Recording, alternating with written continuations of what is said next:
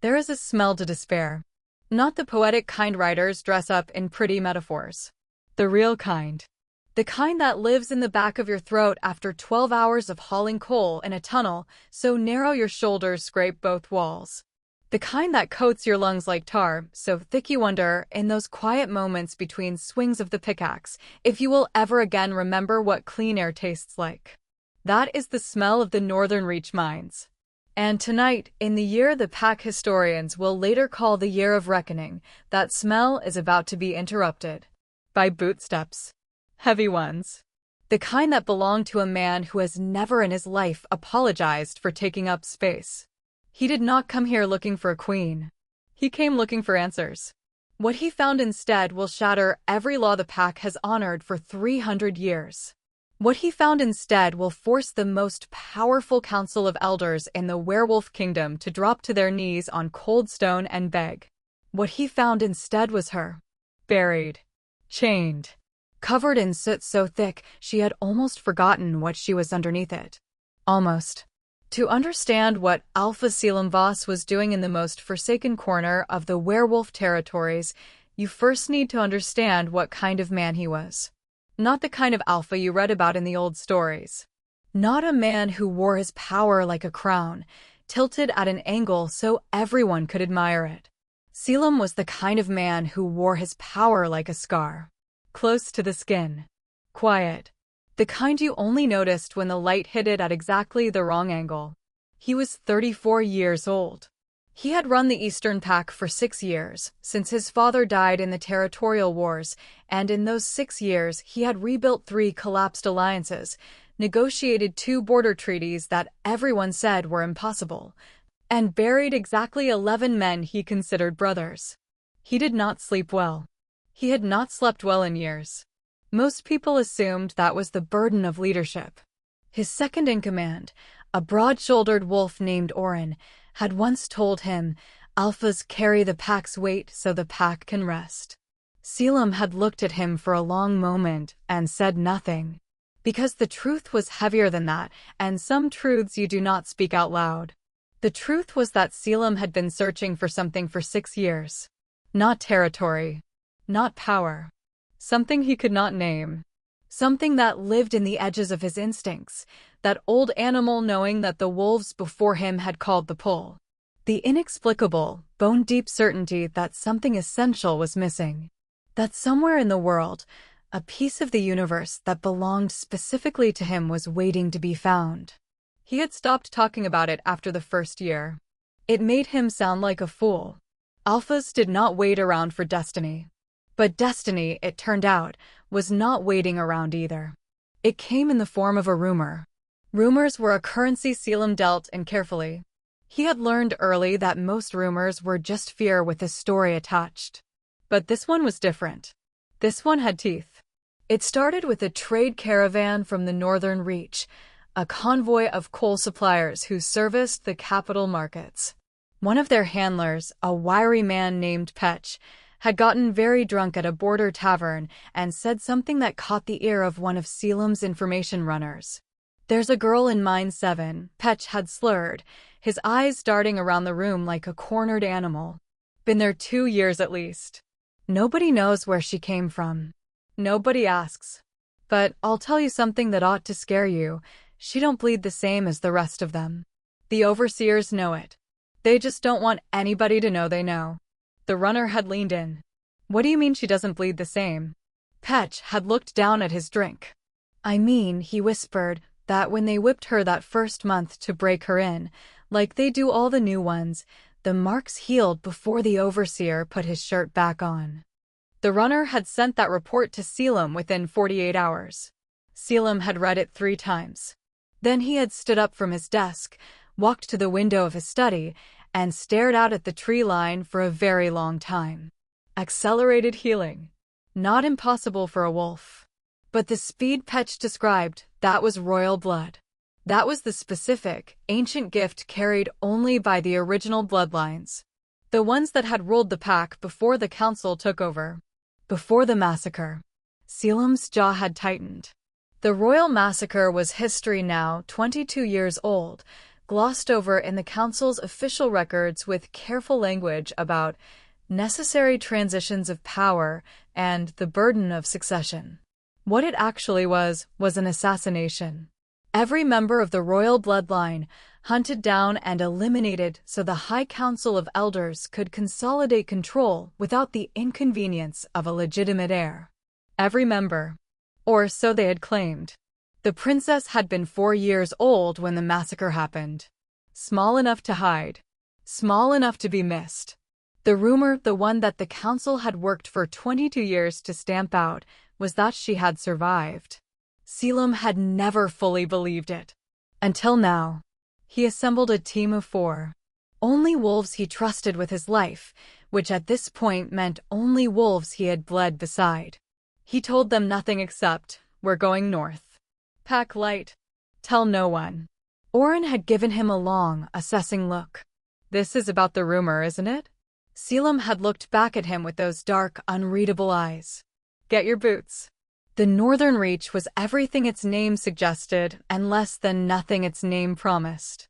It sat at the top of Pack territory like a wound that had never properly closed. The forests there were skeletal, thin trees with bark the color of old ash, growing in crooked clusters as if even the trees had given up trying to stand straight. The sky in the north always looked like it was threatening something. Even in summer, the light had a gray quality to it, like sun filtered through dirty glass. The coal mines sat at the base of a ridge that the locals called the Black Spine.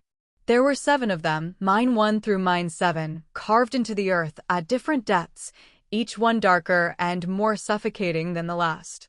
Mine 7 was the deepest.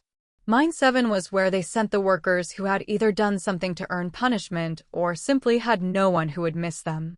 It was a graveyard with production quotas. Selim arrived at the outer perimeter of the Mine 7 outpost just after nightfall. He did not announce himself. That was intentional. He left his wolves in the tree line with strict orders, observe only, and he walked alone through the gate of the mining camp like a man who belonged there. He had dressed the part deliberately, work-worn clothes, no insignia, no markers of rank. Just a broad-shouldered man with dark eyes and a jaw that looked like it had been carved from the same granite as the mountains behind him. The camp was a collection of low, soot-stained structures arranged around the main shaft entrance.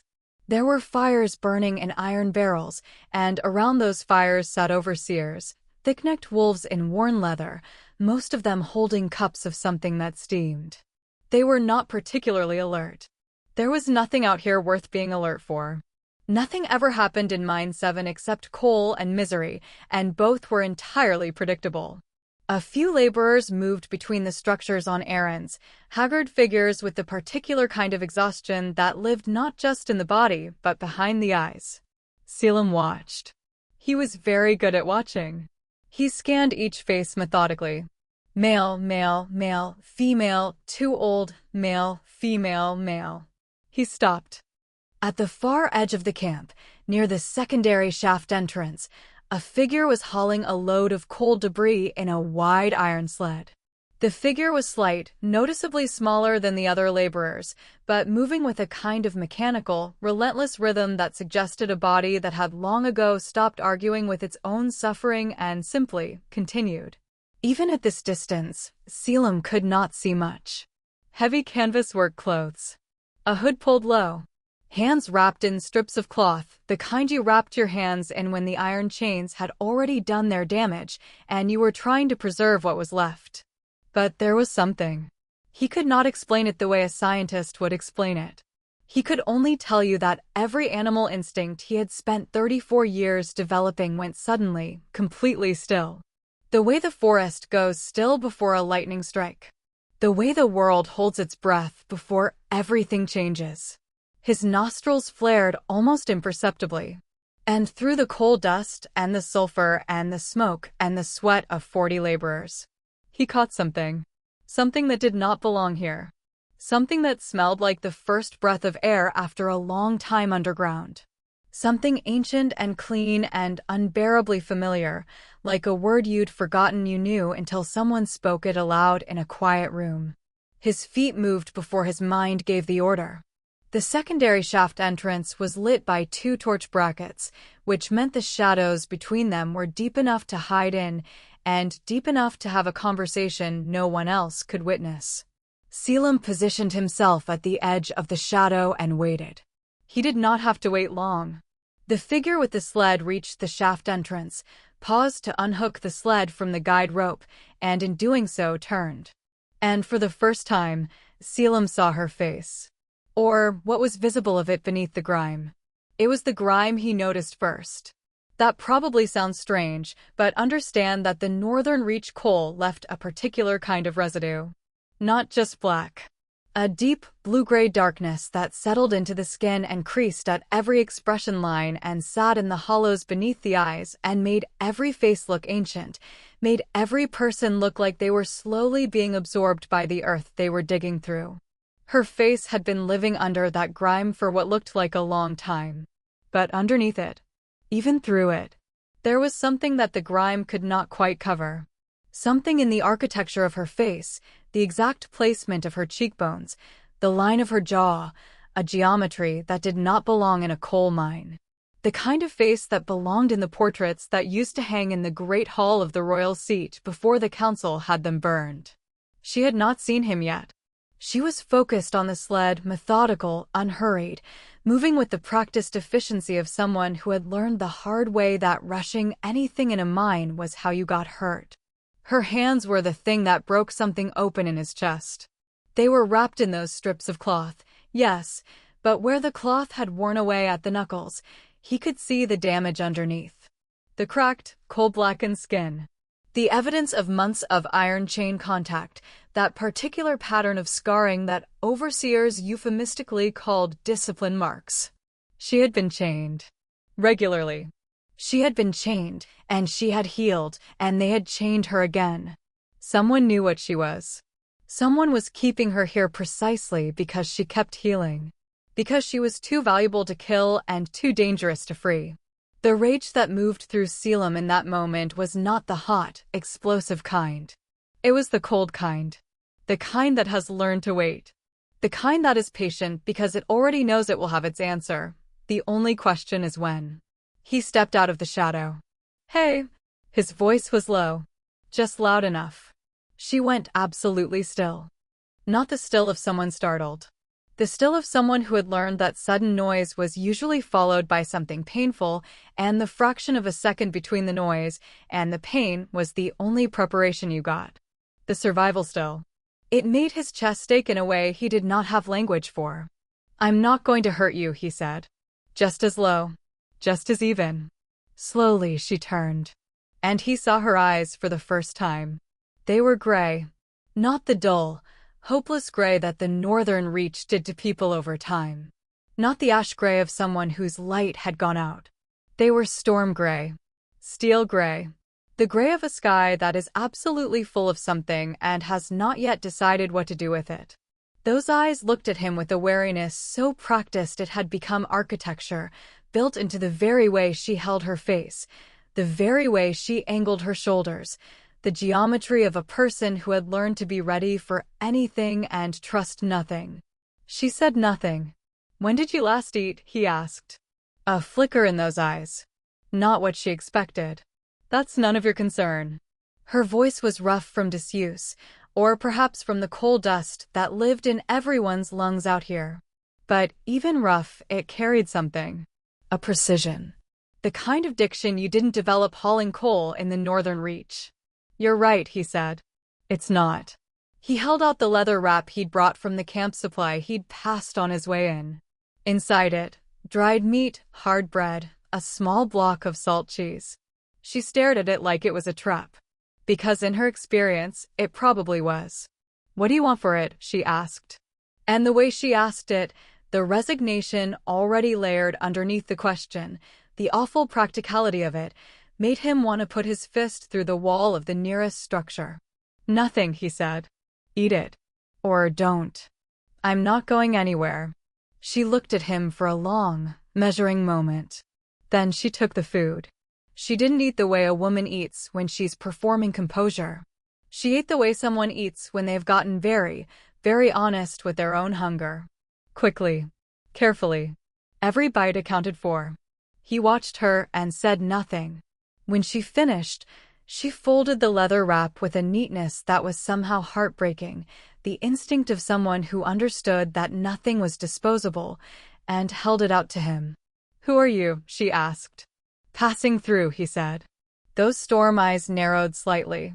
"Nobody passes through mine, Seven." "I did." "Why?" He looked at her for a moment. Then, rumors. Something shifted in her face. Fast, barely a flicker, but he caught it. A micro-expression that moved through those gray eyes like a cloud shadow across open ground. There and gone. Fear. Not the ordinary kind. The specific, informed kind. The kind that knows exactly what it's afraid of. "I don't know what you heard," she said carefully, "but whoever sent you isn't going to get what they want." "No one sent me." "Everyone says that." He took one step forward. She did not step back. He noted that.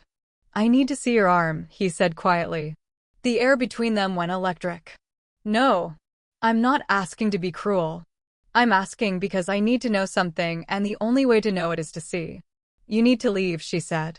And now there was something else in her voice beneath the wariness, something older and more desperate.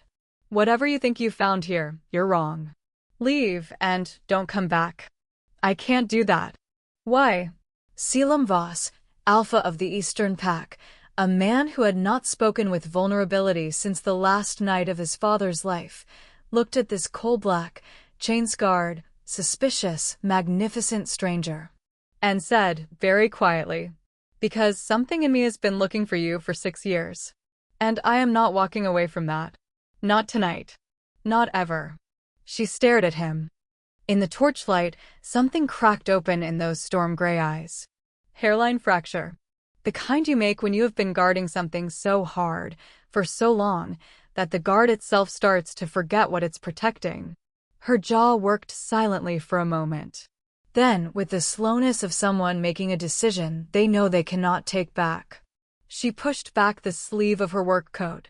And there, on the inside of her forearm, running from wrist to elbow, glowing with the faint, unmistakable luminescence of ancient pack magic, as if someone had pressed a crescent moon directly into her skin, was the royal mark.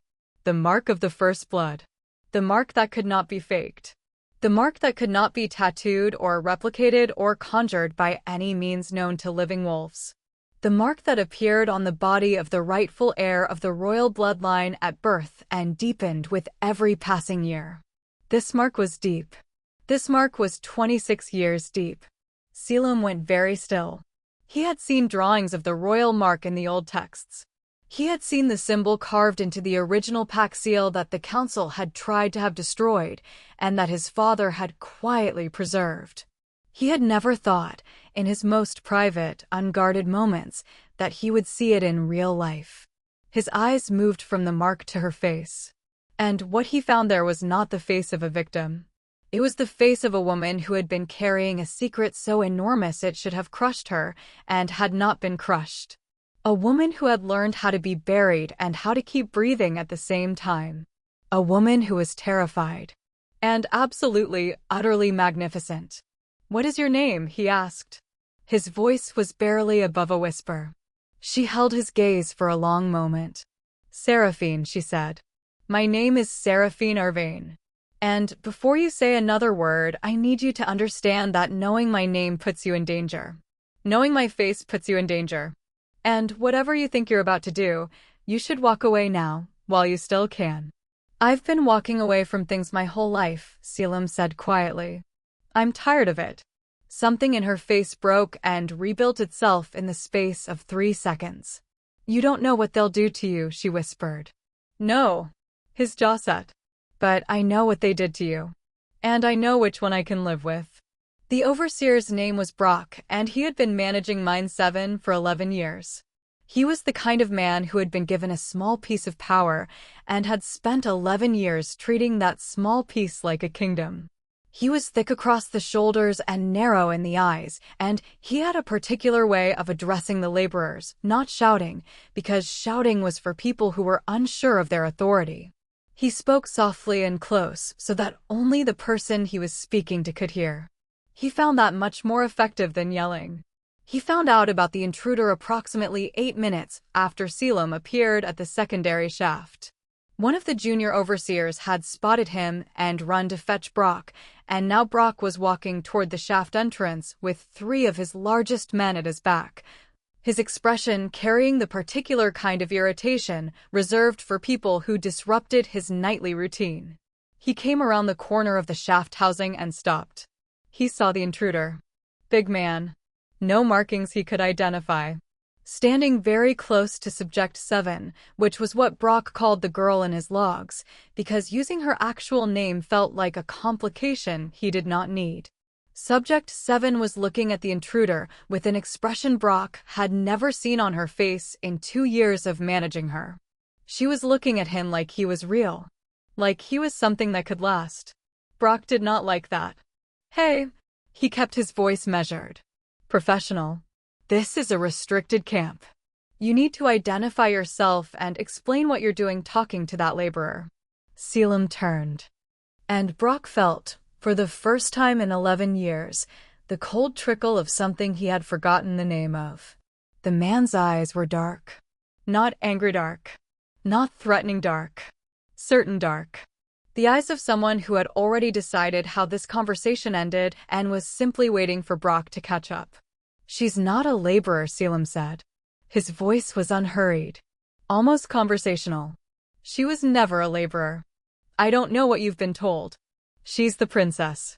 The camp went quieter than a coal camp had any right to be.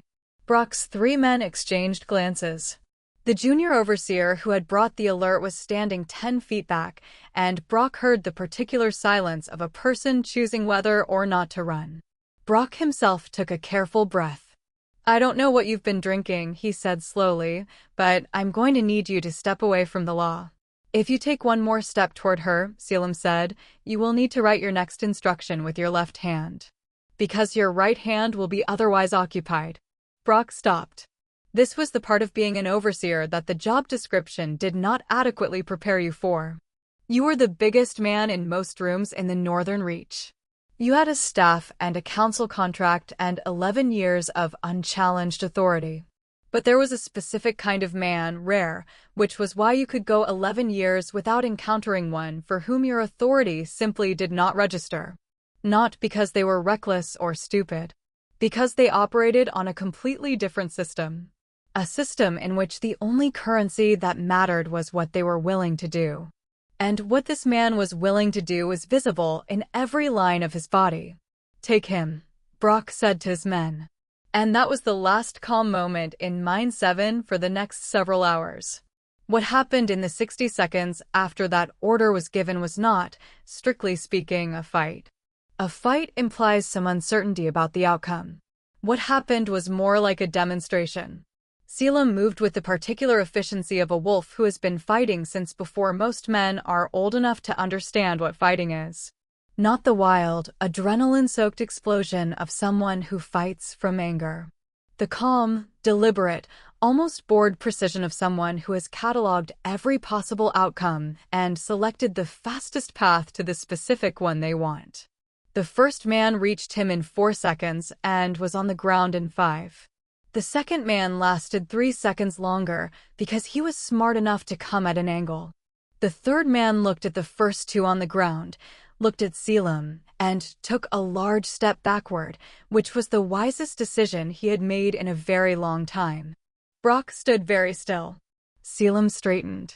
Not breathing hard. Not particularly altered. He looked at Brock with those dark, certain eyes and said, "The chains." "What?" "You're going to take off her chains. Now." Brock looked at the 2 men on the ground. Looked at Subject 7 at Seraphine, who was watching the entire scene with those storm-gray eyes that showed nothing except the very particular alertness of someone who has learned not to hope and is now, against everything they know, beginning to reconsider. With hands that were not entirely steady, Brock produced the chain key. The sound of iron falling away from iron. There is something about that sound that does not translate into words easily. You could write it as a clatter, a rattle, a clunk. None of those words carry what the sound actually is. What it is, in the right context, in the right moment, is the sound of the universe correcting an error. The iron chain that had circled Seraphine's wrists fell to the ground of the Northern Reach coal camp in 5 separate pieces, because Selim did not wait for Brock to unlock them all sequentially. He took the key after the first lock, did it himself, and where the mechanisms were too rusted or too tight, he simply applied pressure until the iron decided to cooperate. She stood in the loose pile of her former chains and did not move for a moment. She was looking at her wrists. They were marked, the reddish-purple impressions of long-term iron wear, the specific topography of confinement. Already, because of what she was, the skin was beginning to knit the surface damage closed. But the marks that went deeper would take longer. Those kind always do. Selim crouched in front of her. Not above her. Not standing over her. Crouched.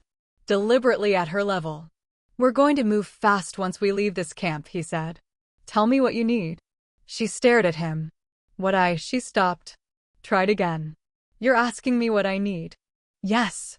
No one has asked me that," she said very quietly, "in 2 years. Something moved through his face that he did not try to hide. "I know. I'm sorry. Tell me anyway." She took one breath. Steadied herself against whatever was trying to crack through from inside. "There's a pack in the Eastern Tunnel storage, my pack. They took it when I arrived." "It has. I'll get it." "You don't know where." "3rd room. That's where overseers keep confiscated items. Standard layout for council-run camps." He met her eyes. "I'll be back in 4 minutes. Don't go anywhere I can't find you." And then, before he stood up, Selim reached out and very carefully, very briefly, covered her chain-marked hands with both of his. Not gripping. Not restraining. Just there.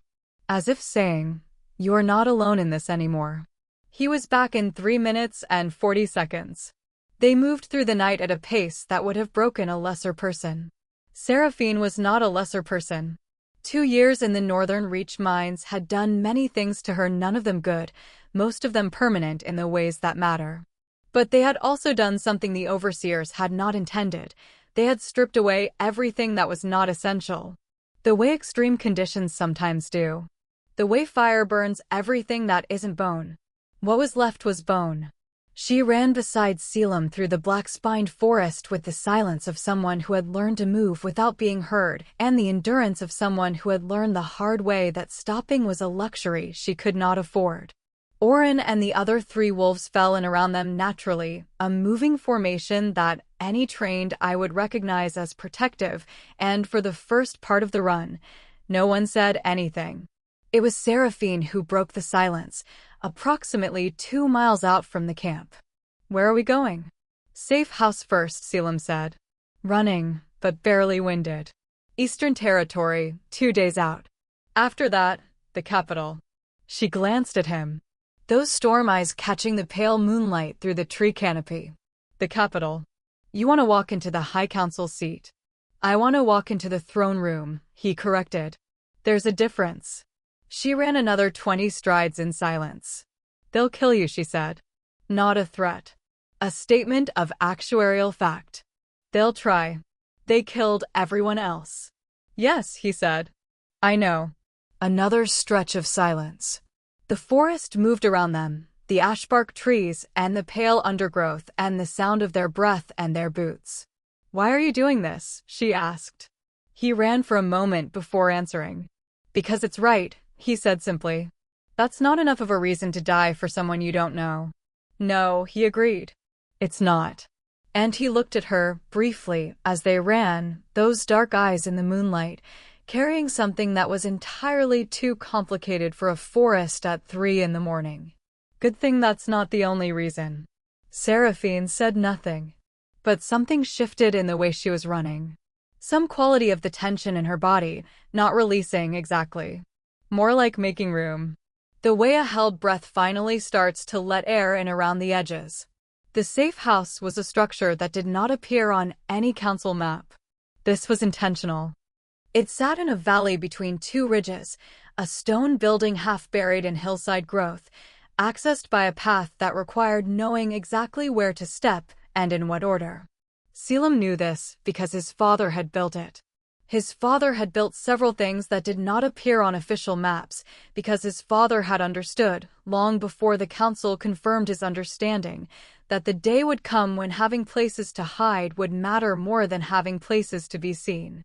Inside, there was a fire and clean water and supplies.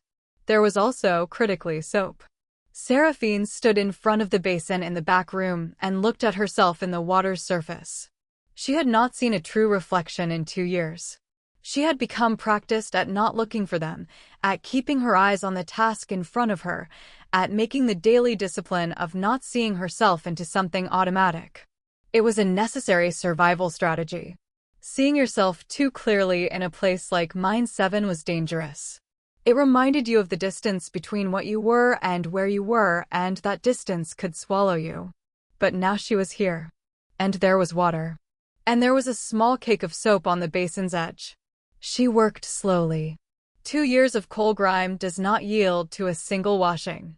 It required patience, the kind of patience that is not particularly gentle with itself. She washed her face first, then her neck, then her arms. She paused when she got to the inside of her left forearm. The royal mark glowed slightly in the low lamplight. It always did in the dark. That was part of what made concealment so difficult. She had learned to wrap it at all times. Had learned to never let anyone see it. Had learned to become very, very careful about light sources. She looked at it for a long moment. 26 years of this mark. 26 years of being what it said she was, while living in the conditions it should have prevented. She pressed her thumb gently over it. The glow pulsed slightly under the pressure, alive, responsive, like a heartbeat you could see. I haven't forgotten, she whispered to it. To herself. To the memory of parents she barely remembered and a legacy she had carried alone in the dark for so long that she sometimes forgot what carrying it was supposed to lead to. I haven't. There was a knock at the door frame. I can get you more water, Selim's voice. If you need it. She looked at herself in the basin's surface cleaner now. Recognizably herself for the first time in a very long time. No, she said. I'm all right. A pause. There's food on the main table, he said. When you're ready. She heard him move away. She looked at herself a moment longer. Then she straightened. When she came out into the main room, Oren stopped mid-sentence. He was sitting across the table from Selim, and the moment Seraphine came through, the lamplight caught her fully for the first time without the coal grime mask, and Oren went completely still in the particular way of a wolf who has just had their brain override their manners. Because the architecture of her face, clean now revealed, was unmistakable. He had seen it in the same old text Selim had. The portraits of the royal family, the formal records, the illustrated histories that the council had tried to suppress and never quite managed to fully eliminate. The queen's cheekbones. The king's gray eyes. The princess's face. Oren stood up. Not slowly. Not performatively. He stood the way a body stands when the instinct is too old to argue with, the same instinct that had been encoded into pack wolves for 300 years of monarchy before the council decided to replace reverence with compliance. He stood, and he dipped his head, and he said, Your Highness. Seraphine stopped. The word moved through her like something physical. She had not been called that in 22 years. She had, over those 22 years, sometimes wondered if the word still existed. If it had survived the massacre the way she had, barely, in hiding, in the mouths of people who were afraid to say it too loudly. She swallowed. Don't, she said. Quietly. Not yet. Not until it's real. Oren held her gaze. It's already real, Your Highness. It's been real your whole life. She looked at Selim. He was watching her with those dark, certain eyes. Not crowding her. Not pressing. Just present. The way a fixed point is present. The way a horizon is present. Something you can navigate by. Sit down, he said gently. Eat something. We have time to figure out the rest. She sat. And for the first time in a very long time, she ate without counting her bites. The 2 days in the safe house were not idle. They were a controlled burn. Seraphine spent the first day sleeping. Not the mind sleep, the desperate, compressed unconsciousness of a body taking what little recovery it could grab before the next shift fell. Real sleep. Long and deep, the kind that comes from safety the body believes in, which is an entirely different thing from safety the mind tries to argue itself into. She woke in the early afternoon to the smell of actual food and the sound of Selim's wolves running a perimeter outside. She woke to stillness. She lay on the cot for a moment and simply felt the stillness. It was unfamiliar. It required adjustment. Then she got up. She found Selim at the main table with maps spread out, old maps, hand-drawn, the kind that didn't show up in council databases. She recognized the capital roads, the territorial borders, the seat of the High Council. "You've been planning this," she said. Not accusation. Observation. He looked up. Planning is generous. Hoping is probably more accurate. She studied the maps. "How many wolves do you have that you trust completely?" "For here. 7 more I can call who will come inside 48 hours with no questions." She traced a line on the map with one finger. The council has 18 high guard at the capital seat. Standard rotation leaves 6 at the inner door at any given time. He was watching her. "You've been planning too," he said. She met his eyes. "I've been planning for 22 years, she said. "I just didn't have anyone to plan with." Something moved through his face then that he did not try to hide and that she did not look away from. "You do now," he said. The second day was strategy. Argument. Disagreement. Which is to say, it was the first honest working partnership either of them had been part of in a very long time.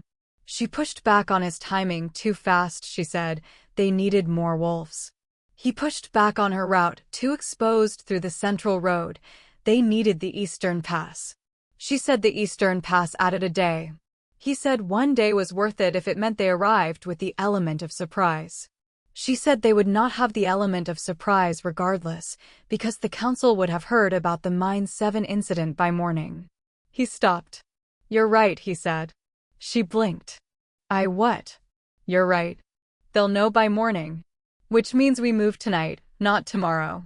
She stared at him for a moment. "You just agreed with me," she said. "You were right," he said, as if this were a perfectly ordinary occurrence.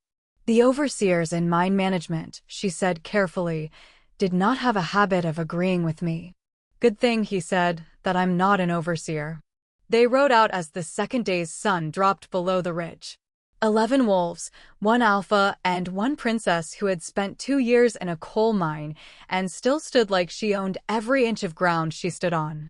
Along the route to the capital, something happened that none of them had precisely planned for. Word traveled faster than they did. Not council word. Pack word. The old network, the informal, unregulated system of pack communication that had existed since before the council had formalized everything. The whisper chain that ran through border towns and remote outposts, and the unofficial meeting points that wolves had been using for centuries, because wolves are, fundamentally, social animals who will always find ways to talk to each other that authority cannot fully monitor. That network lit up. Someone at Mine 7 had talked. The junior overseer, who had wisely stepped backward, had apparently also wisely decided to update their loyalties. The story moved. The alpha found her. The lost princess. She's real. She's marked. She's alive. By the time Selim's group reached the first border town between the northern reach and the capital, there were wolves waiting. Not many at first. 4, standing by the road in the early morning gray, heads dipped in the old royal acknowledgement as Seraphine rode past. Then, at the next settlement, 9. Then 17. Then more. They were not soldiers. They were pack wolves, farmers and traders and laborers and elders, and, in one memorable cluster outside a small mountain settlement, a group of children who had apparently been told by their parents to come see something that they would tell their own grandchildren about. Seraphine rode through all of it with her back straight and her face arranged in the careful neutrality of someone who has not yet allowed herself to believe it. But her eyes were bright. those storm-gray eyes, catching the morning light, full of something she was not yet ready to name. Selim rode beside her. Not in front of her. Beside. He watched her receive each acknowledgement, each dipped head, each murmured, "Your Highness," each cluster of wolves standing roadside in the early morning to see the woman the council had tried to erase. And he watched something in her posture change so gradually it was almost invisible.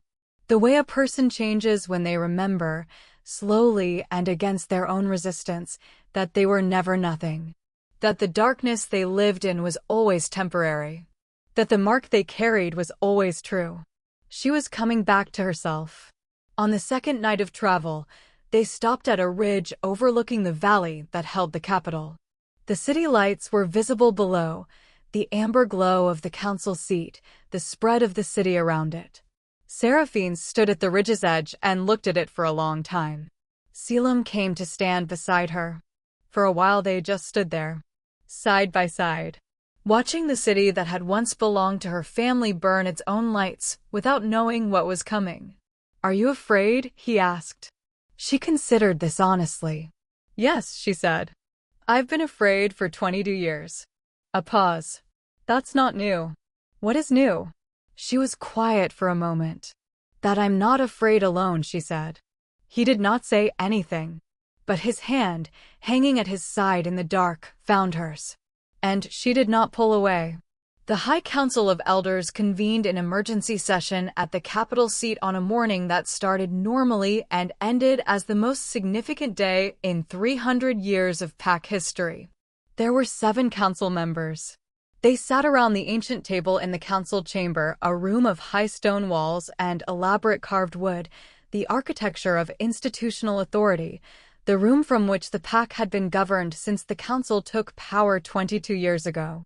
Elder Vandris, who had been the senior council member for 11 years and who was, by the reasonable assessment of anyone who had worked with him, the architect of most of what had gone wrong, sat at the table's head and listened to the emergency report with an expression of practiced calm.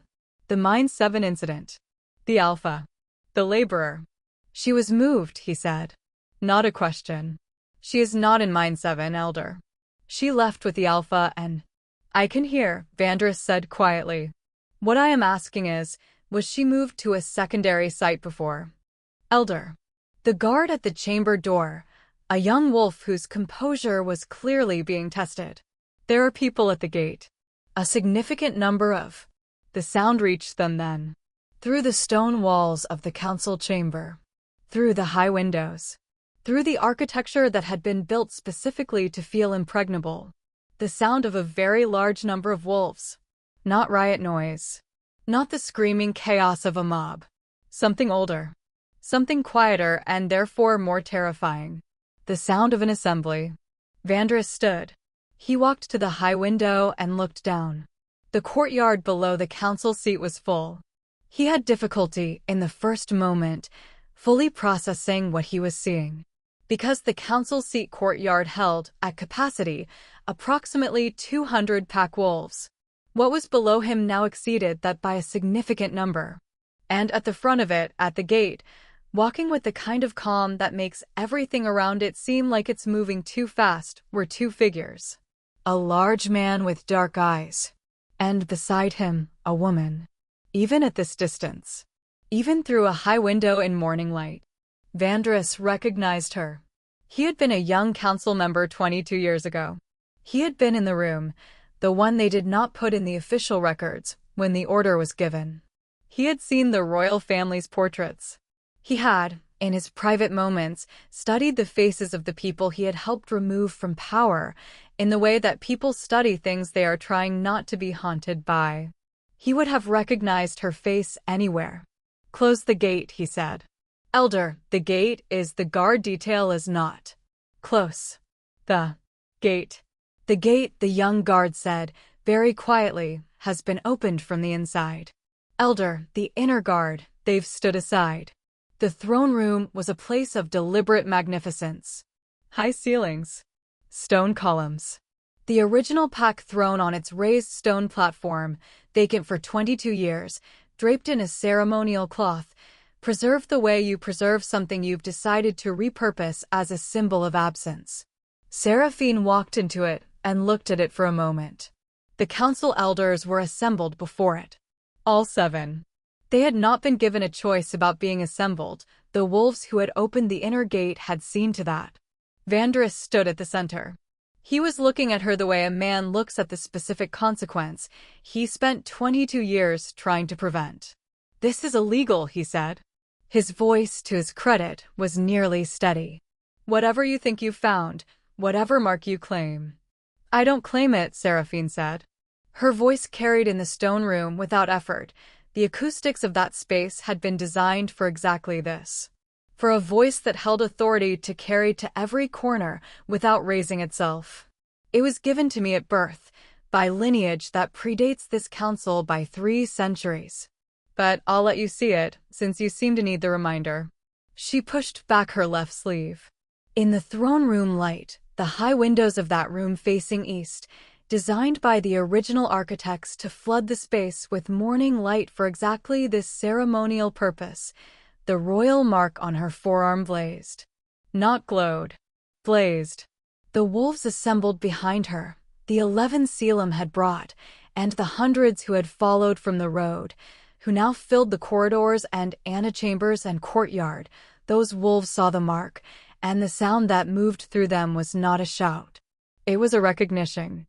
The specific, primal sound of something the pack had been missing for 22 years, finally clicking back into place. Vandris's jaw worked silently.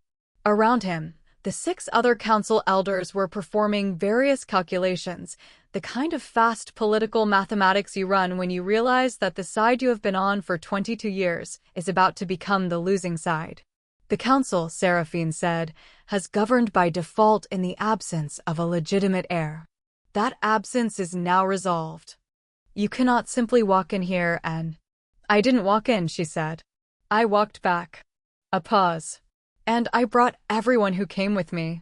The ancient pack law," she continued, "the one your council has cited for 22 years to justify its authority, the one that says governance passes to the council in the absence of the royal bloodline, also specifies, in Section 4, Clause 12, what happens when the bloodline returns." She held Vandris's gaze. "You know what it says." He did know. He had spent 22 years hoping it would never be relevant. "Kneel," Selim said. He had not spoken until now.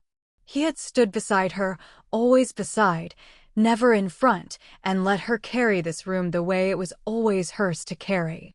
But his voice now filled the space differently. The Alpha's voice. The command that carries pack authority in its very frequency. "Kneel," he said, "for your queen." The first elder to go down was not Vandris. It was Elder Myra, the youngest council member, barely 60, who had always been privately uncomfortable with the version of events she had been asked to endorse. She went on her knees on the stone floor of the throne room and kept her eyes on Seraphine's face as she did. Then the second. The third. Then the 4 remaining members of a council that had spent 22 years constructing its own authority on the foundation of a lie. Vandris was last. He looked at Seraphine for a long moment. She looked back. There was something in the exchange that went beyond politics. A reckoning between what had been done and what was standing here now, alive and marked and unbowed, to answer it. He lowered himself to his knees. The stone room was silent. Seraphine looked at the 7 elders kneeling before her. At the wolves filling every corridor. At the throne empty for 22 years, waiting to be more than a symbol. She looked at Selim. He was watching her with those dark, steady eyes. The same eyes from the mine. The same certainty. The same presence that had reached into the darkest pit of the northern reach and said, "I was looking for you." He dipped his head to her. Not a bow of submission. A bow of acknowledgement. The bow of a man who has walked beside greatness and is not diminished by it. Seraphine turned to face the throne. She walked up the 3 stone steps with the gait of a woman who has spent 2 years in iron chains and is deeply, permanently done with that. She turned. She sat. And the sound that came from the pack, from the hundreds in the corridors and the thousands in the courtyard, and through the network that moved faster than any council decree, from the tens of thousands across the territories who would hear before the day was out. That sound was not a cheer. It was a recognition. The same sound the road wolves had made. The deep, pack-level acknowledgement of a wrongness finally corrected. It was the sound of a kingdom remembering what it was. The historians who later wrote about the reclamation would argue for years about what to call the era that followed. Some called it the Second Reign. Some called it the Return. One particularly dramatic historian called it the year the soot came off, which Seraphine reportedly found both embarrassing and accurate. What they all agreed on was this: the High Council was dissolved. Its members were not executed. Seraphine was specific about that. We are not going to begin a new era the way they ended the old one. 3 were exiled. 3 were placed under permanent pack supervision. Vandrus was tried before an assembly of pack elders and sentenced to what many considered a uniquely fitting consequence. He would spend the remaining years of his life cataloging and correcting the official pack records, replacing the council's version of history with the documented truth. Let him fix what he helped break, Seraphine said. Let that be his legacy. The mines of the Northern Reach were restructured within the first season of her rule. The chain systems were dismantled. The oversight protocols were rewritten. Mine 7 was sealed, not with ceremony, not with speeches. Just sealed.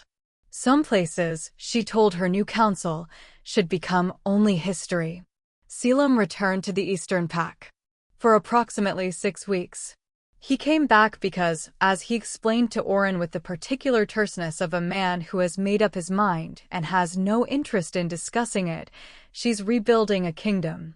She could use an advisor who doesn't have a political stake in the outcome.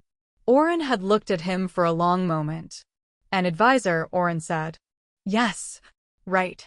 What he actually was, in practice, was the person who stood beside the queen when she needed someone beside her and who said what needed to be said when no one else would and who had, on the record, disagreed with her in council meetings on 4 separate occasions, which 3 council members found alarming and which Seraphine apparently found deeply refreshing. There was a moment, in the 7th month of her reign, on an evening when the council had been particularly difficult and the weight of reconstruction was sitting heavily on everyone, when they were standing on the balcony of the royal seat, looking out over the capital, and Seraphine said, very quietly, I used to think about this. In the mine. When things were very bad. This specifically, he asked. Something like this. Not the throne. Not the politics. Just being somewhere that was not the mine. Breathing air that was not coal. Standing somewhere with someone, she stopped. With someone, he said. She looked at him in the evening light. You found me, she said. Very simply. The way you state a fact that has reorganized everything. You were never lost, he said. You always knew where you were. I was just slow to catch up. She laughed. It was the first time he had heard her laugh. It was brief and surprised and entirely genuine, not the performative warmth of a ruler laughing for her subjects, but the involuntary, helpless laugh of a person who has been caught off guard by delight. He looked at her face, lit with that laugh, the storm-gray eyes alive with it, and thought, 6 years of that pull, that bone-deep certainty that something essential was missing. Worth it. Every restless night. Every hollow morning. Worth it. The pack would be told, later, that the queen had been found in the Northern Reach mines. What the ones who were there would say, quietly, to each other, was that finding is only half the story. The other half is what you do once you find each other. What you build with it. What you refuse to let the darkness take away. That's the half that matters. That's always the half that matters. And somewhere in the north, Mine 7 sat sealed and silent, its shafts finally, mercifully empty, the coal dust settling in the dark over 2 broken iron chain links and a folded strip of cloth where a queen had once wrapped her hands. She had carried the mark through all of it. And all of it had been worth carrying. If you made it this far with me tonight, you know this isn't just a story about a princess in a mine. It's about what happens to a person who is buried by the wrong hands. what it costs to survive in the dark without losing the truth of who you are, and what it actually means, when someone reaches into your darkness not to rescue you, but to walk out of it beside you. That hits different when you've been there yourself. If this story reached you tonight, drop something in the comments. A word. A line. Tell me which moment got you. Was it the mining camp? Was it the safe house basin? Was it Oren dropping to one knee in a firelit room? Tell me. I read them. And if you've got someone in your life who needs to hear a story about someone surviving what wasn't supposed to be survived, send it to them. You don't have to explain why. They'll know. And if you want to see more stories like this one, you know what the like button is for. I'll see you in the next one. She always knew who she was. She just needed someone brave enough to look.